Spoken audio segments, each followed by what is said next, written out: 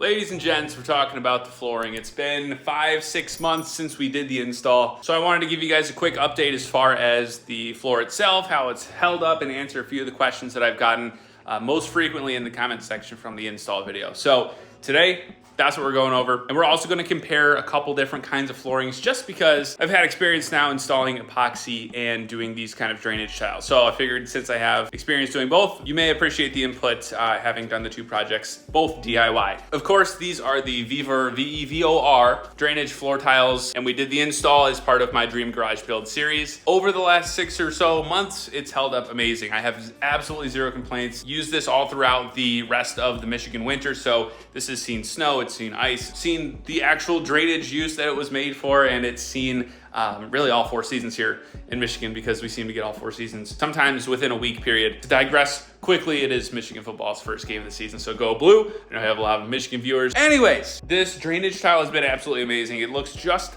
like the expensive brands like Swiss Tracks and the Race Decks of the world, but at a fraction of the cost. So if you guys missed the install video, I recommend go watching that one first. I'll link it right here, or right here, wherever it pops up. Cost-wise, these are relatively inexpensive. Now, I say relatively, obviously you're still spending like $500 for garage flooring, but when you compare it to something like the Swiss Tracks, it would be like almost $2,000. So a fraction of the cost, and I'd say probably 85% of the quality. I had a few people order the VEVOR tiles from my link, which was super cool. It is an affiliate product. If you guys do buy with the link in the description, it gives me a little commission. So I will say, transparently, this is not like a biased review, because now having lived with this for a few months, I get to see kind of the pros and cons and everything about it. So with that said, the pros, the longevity, I absolutely no wear, absolutely zero flaw in any of the tiles.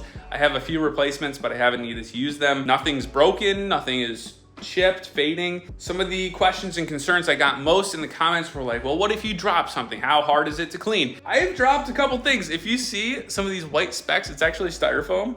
And it does kind of get jammed in here, which is a bit of a pain. Obviously, if you lift the tile up, you could probably get it. I'm just a lazy bum and haven't gotten these couple specks out. I've tried running over it with the vacuum cleaner and it hasn't worked. So I could probably pick it out with some tweezers. Again, I don't have tweezers on deck in the garage. So yes, technically, if something falls in there, it may be difficult to get out.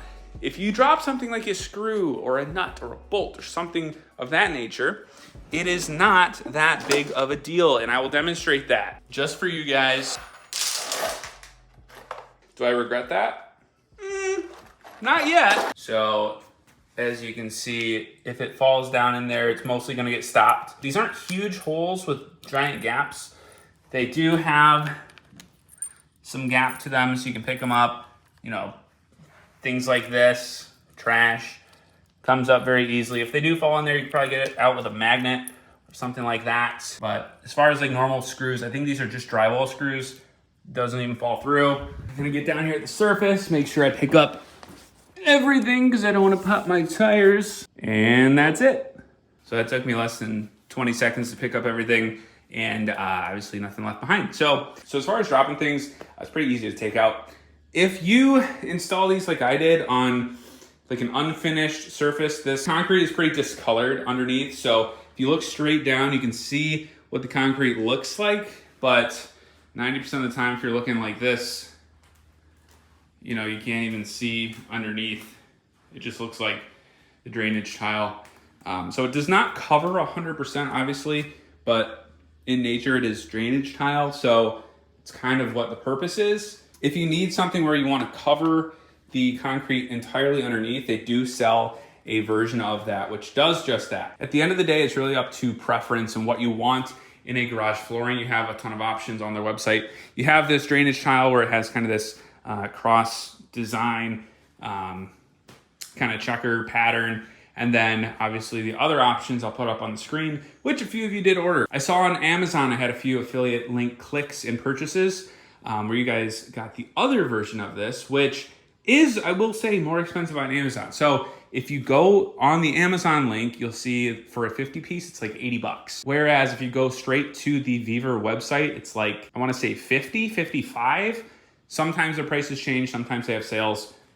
But I'll throw the current price up on the screen right now for these tiles. I had a lot of questions like, how much do you need? How much should I order? These are 1 foot by 1 foot tiles. So however many square feet your garage is, shouldn't be that difficult to do the math on. I got enough to cover this garage and a few extras. So this garage is really like 22 by 19 or however I ended up doing the math. I covered this section over here, which is kind of like this raised surface. So I covered the entire garage, and then I did this outline border, which a lot of you guys did like as well. So I will link this kind of rubber trim in the description as well. I did the trim all the way down here, up and around the cabinets over here. So everything will be linked in the description. As far as more questions, I encourage you to ask them if you have them. I want to try and answer every single one. These are super easy to clean. I literally just take the leaf blower and blow this all out. That's what I did actually today, right before I started filming. I do it about once a week, and really it's just like leaves that I drag in from being outside. If you really want, you could detach once per year and do a big thorough sweeping underneath. I really don't find that necessary, as there's not dramatic buildup of dust and dirt. It's been just fine for me, leaf blowing it out, as long as you keep up with like that maintenance either weekly or monthly. There's no need for really anything more than that. Chances are, if you're watching this video, you're either shopping for a garage flooring or don't know where to start. This is a really good option. I'll tell you right now, this is probably the easier install option than something like an epoxy flooring. We did the epoxy flooring in my dad's garage about 4 years ago during COVID. That was just kind of one of the projects that we did, and it turned out awesome. We did all the prep work necessary as far as like an acid wash, leveled all the concrete with self-leveling concrete, filled all the gaps, filled all the cracks, all that business. So that turned out really well and is still ripping today. That did take about 2 full days of both prep and labor. So for a 2-day project, I mean, the epoxy was great and it's still holding up. That is really all in the prep. This stuff, it took, I think, 4 hours to install the entire garage, and it was super easy. I mean, it's just like Legos basically. So as far as ease of installation, the tiles are gonna be the better option. It's really just what you want. At the end of the day, it's preference. Price-wise, it's awesome. I think for the garage epoxy project, we spent maybe $300, $400. Price-wise, you're gonna be around the same, if not a little less for the epoxy, but at the end of the day, it really just depends what you use the garage for. Mine is more so a showroom kind of detailing studio. You see I have all my stuff on the wall with like detailing there, and then like storage for a couple goodies here and there. So it's really a kind of showroom garage. So I think these floors just make it perfect, and it's really personal preference for a lot of these things. So it is subjective. I've had people hate on the floor. I've had people say this looks amazing. So please leave a comment, leave a like on the video. I hope this was helpful as far as like a longevity video. I know it's only been 6 months, but I wanted to at least give an update because I got a lot of comments and questions about the flooring. If you guys want to see more garage videos or have any other questions, feel free to browse the channel. If you guys are into car content, we're in the Southeast Michigan area. Thank you guys very much for watching the video. Until next time, we'll see you.